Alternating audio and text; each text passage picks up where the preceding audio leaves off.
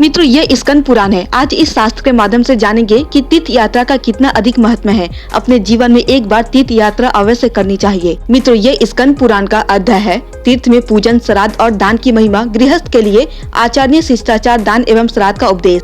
सारस्वत मुनि कहते, जो गंगा जल, मधु, घृत, कुमकुम, अगर, चंदन, गूगल, बिल्वपत्र, गुम का फूल आदि आवश्यक वस्तुओं का भार कंधे पर रखकर पैदल तीर्थ यात्रा करता है और तीर्थ में स्नान कर शिव, विष्णु तथा ब्रह्मा जी का दर्शन करता एवं उन्हें पूजा चढ़ाता, वह सब बंधनों से मुक्त हो प्रलय काल पर्यंत भगवान शिव का प्रसाद बना रहता है। जो स्त्री, पुत्र, मित्र, भाई तथा सज्जन पुरुषों के साथ तीर्थ यात्रा करता है तथा तीर्थ में वहाँ के प्रधान देवता का चिंतन करता है, वह उत्तम गति को पाता है। सुंदर देव मूर्ति का निर्माण करके उसे रथ पर स्थापित करे, फिर चंदन, अगर, कपूर, कुमकुम, भांति भांति के पुष्प, धूप, दीप, गीत, नृत्य और बाग आदि के द्वारा उनकी पूजा करे। जो यूँ करता है वो जन्म भर के पापों को भस्म करके तेजोमय, सर्वव्यापी तथा विश्व की उत्पत्ति करने वाले भगवान पुराण पुरुष का दर्शन करता और मुक्त हो जाता। तीर्थ में स्नान करके संध्या वंदन, श्राद्ध, तर्पण आदि करने के विषय में ब्राह्मण की आज्ञा लेनी चाहिए और उसकी बात माननी चाहिए। तदनंतर दर्भ, तिल और हविष्यन का श्रद्धा पूर्वक प्रयोग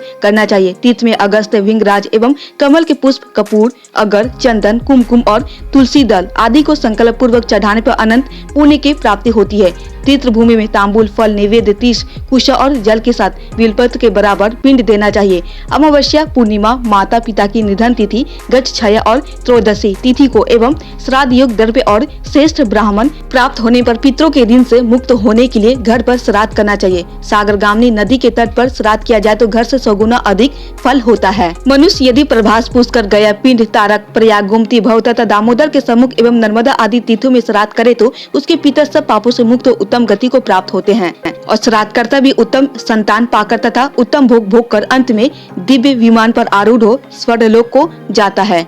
काम, क्रोध, लोभ, मोह, मद आदि माया, मत्स्य, चुगली, अविवेक, अविचार, अहंकार, स्वच्छता, चपलता, लोलुपता, अन्य साधन, आयस, प्रमाद, द्रोह, दुस्साहस, आलस्य, दीर्घ सूत्रता, परिस्थिति गमन, अत्यधिक आहार, सर्वदा आहार का त्याग, शोक तथा चोरी इत्यादि दोषों को त्याग कर जो घर में सदाचार पूर्वक रहता है वह मनुष्य इस भूमि का, देश का तथा नगर का भूषण है। वह श्रीमान, विद्वान तथा कुलीन है और वही सब पुरुषों में श्रेष्ठ है। काल आदि के कारण कोई भी घर में दोषों का त्याग नहीं कर पाता।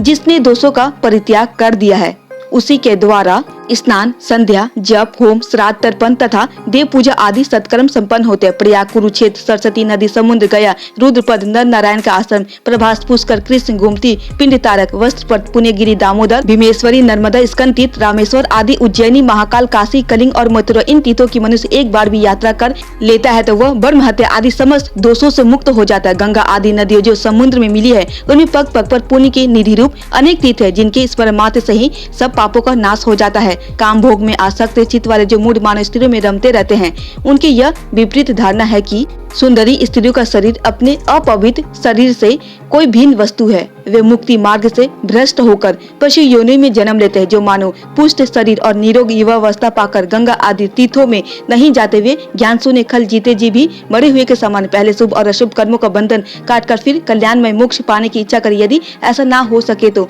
मनुष्य को सदा शुभ कर्म ही करना चाहिए। प्रतिदिन उठकर स्नान करे, उसके बाद भगवान विष्णु और शिव की पूजा में संलग्न हो, सदा सच बोले, सबका हित करे, अपनी शक्ति के अनुसार दान दे, पर निंदा से डरे, पराई स्त्रियों से दूर रहे, स्वर्ण की चोरी, पृथ्वी का अपहरण और ब्राह्मण के धन का त्याग करे। ब्राह्मण, स्त्री, राजा, बालक, वृद्ध, तपस्वी, पिता, माता तथा गुरुजन इनका मन से कभी भी अप्रिय ना करे। देश काल का ज्ञान तथा पात्र और अपात्र का विवेक रखना चाहिए। गृहस्थ पुरुष याचकों को छाया, तीन, अन्न, वस्त्र, मट्ठा, अग्नि, इंद्र, कांजी, औषध और शाकदे, एकादशी, पूर्णिमा, चतुर्दशी, अष्टमी, अमावस्या, व्यतिपात, संक्रांति, ग्रहण, व्यतीत, पिता माता की निधन तिथि, युग आदि तिथि और मंत्र आदि तिथि को अपने घर में श्राद्ध, दान एवं कीर्तन आदि का उत्सव मनाना चाहिए अथवा उक्त तिथियों को तीर्थ में जाना चाहिए क्योंकि वहां घर से 100 गुना फल होता है।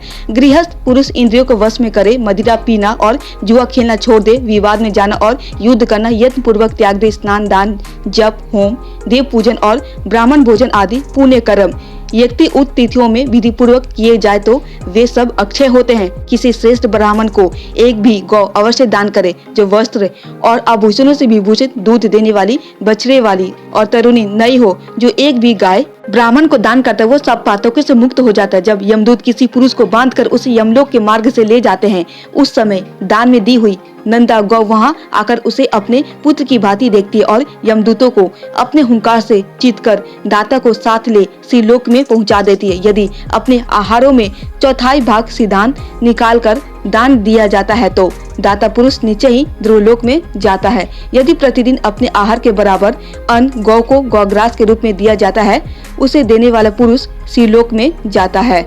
ओखली, चक्की, चूल्हा और झाड़ू आदि के द्वारा जो पाप बन जाता है, उस पाप को गृहस्थ पुरुष प्रतिदिन भिक्षा देकर धोता है। एक ग्रास अन्न की भिक्षा होती है। जहाँ उतनी भिक्षा प्रतिदिन दी जाती है, उसी घर को घर समझना चाहिए। दूसरा घर शमशान सा दिखाई देता है। घर, अन्न, जल, सिद्धांत, छाता, जूता, कमंडलू, अंगूठी और वस्त्र दान करके मनुष्य स्वर्ग में जाता है। जो थके हुए को सवारी देता, प्यासों को पानी पिलाता और भूख से पीड़ित मनुष्य को अन्न देता, वह विमान द्वारा स्वर्लोक में जाता है। अपनी शक्ति के अनुसार सदा घृत युक्त भोजन देना चाहिए, क्योंकि प्राण अन्नमय है, अतः उसे पाकर प्राणी संतुष्ट होते। संसार में भूख की पीड़ा ही सबसे बड़ी पीड़ा है, उसकी दवा है अन्न। अन्न से ही वह पीड़ा शांत होती है, इसलिए अन्न दान उत्तम है। अन्न, वस्त्र, फल, जल, मट्ठा, शाक, गिरित, मधु, पत्र, पुष्प, जूता, गुदरी, छड़ी, कमंडल, छाता, पात्र, विद्या, पुस्तक, देव पूजा, कन्या, कुश, यज्ञोपवीत, बीज, औषधि, गृह, रत्न, क्षेत्र, यज्ञपात, योगपाठ, पादुका, काला, मृगचन, बुद्धिदान, धर्मोपदेश तथा धर्म कथा, इन सबके द्वारा सदैव दान करते रहना चाहिए। उससे महान कल्याण होता है और दाता सब पापों को नाश करके श्रीलोक में जाता है। तो मित्रों, ये थी दान की महिमा और तीर्थ यात्रा के सेवन का फल। मित्रों, अपने जीवन में एक बार तीर्थ यात्रा अवश्य करें। मित्रों, ये छोटी सी ज्ञानवर्धक वीडियो आपको कैसी लगी? अगर थोड़ी भी पसंद आई हो तो प्लीज आप हमारे चैनल को सब्सक्राइब कर दे और वीडियो को एक लाइक भी कर दे। इसी तरह आप हमसे जुड़े रहें ताकि शास्त्रों की सही जानकारी आपको हमेशा मिलती रहे। कमेंट में जय श्री हरि नारायण अवश्य लिखें।